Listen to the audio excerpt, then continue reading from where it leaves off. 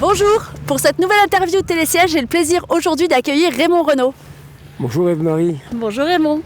Donc Raymond est un célèbre guide de haute montagne puisqu'il a notamment himalayiste, c'est comme ça qu'on dit? Oui, escalader l'Himalaya, vous aimez grimper l'Himalaya? Bon, grimper l'Himalaya alors. Et également conférencier. Oui, pendant 15 ans, j'ai eu le plaisir de partager les films que j'ai réalisés sur l'Himalaya et le Tibet avec un très grand public des pays tous francophones. Le Québec, la Suisse, la Belgique et tout.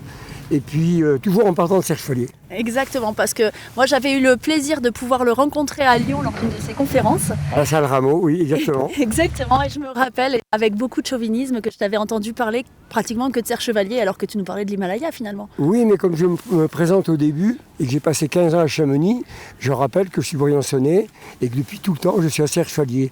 Et je devais préciser que j'ai rencontré ou découvert les plus belles stations des Alpes. Je dis bien des Alpes, et je reviens à Serge Chevalier. Très bien, et je me rappelle que justement le meilleur moyen de se préparer pour de la haute montagne était de venir faire ses globules rouges à Serge Chevalier. Oui, parce qu'on a la possibilité de monter en quelques heures au sommet du Granon, le col à 2004. Et là, on peut installer un bivouac et passer plusieurs jours là-haut. Il n'y a rien de mieux que cette acclimatation, du moins à l'époque. Aujourd'hui, artificiellement, on peut passer dans un caisson à décompression. Non, mais nous, on passe pas dans les caissons, nous, on est naturel. Non, parce que nous, la journée, quand on s'acclimate, on regarde quand même Serge Chevalier et nos montagnes, le Pelvoux et les Écrins. Et juste ça nous met déjà en forme. Oui, car c'est le plus beau belvédère qu'on ait quand on prend les télésièges. On arrive au sommet de Serge Chevalier, on a ce panorama qui culmine à presque 4000 mètres, et les Écrins, c'est 4102 mètres. Pas toutes les stations peuvent dire qu'ils ont un 4000 mètres devant les yeux. Et surtout, en plus, dans ces conditions, non seulement d'enneigement et d'ensoleillement. Alors, ça me permet de dire qu'il y a un microclimat à Serge Chevalier, dû à cette masse glaciaire qui a tout sur le massif. Alors bien sûr, le massif du Mont-Blanc est riche en glaciers, mais en superficie, l'oiseau en quantité est plus important. Et ça donne ce climat très sec. On est surpris quand quelquefois on a quelques gouttes de pluie le soir, le lendemain trouver la poudreuse. On le doit à ce climat qui est très sec et qui n'existe pas dans le sud, qui n'existe pas dans le nord. Donc là maintenant nous arrivons bientôt au sommet. Dis-nous encore un petit mot de conclusion sur Serge Chevalier. Quelle est ta piste préférée?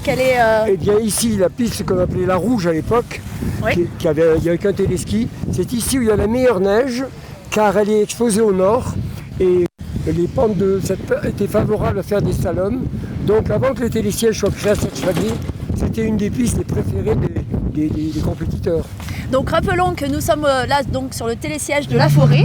Donc pour ceux qui ne connaîtraient pas encore ce que l'on appelait la rouge, n'hésitez pas à venir tester cette piste qui est vraiment superbe. Effectivement, on peut la prendre depuis Chantemerle ou depuis Villeneuve et on a des conditions de piste et d'enneigement exceptionnelles parce qu'elle est un peu à l'ombre et légèrement au soleil, ce qui fait que la neige est toujours souple ici. Exactement, c'est une neige poudreuse, alors qu'ailleurs elle peut être gelée, là elle reste poudreuse de par l'exposition au nord.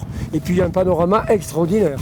Et oui, si on peut voir le panorama et que notre caméraman de devant peut filmer notre magnifique... C'est tout le massif des Agneaux, oui. Avec sur la gauche on aperçoit le pont qui culmine à presque 4000 mètres d'altitude.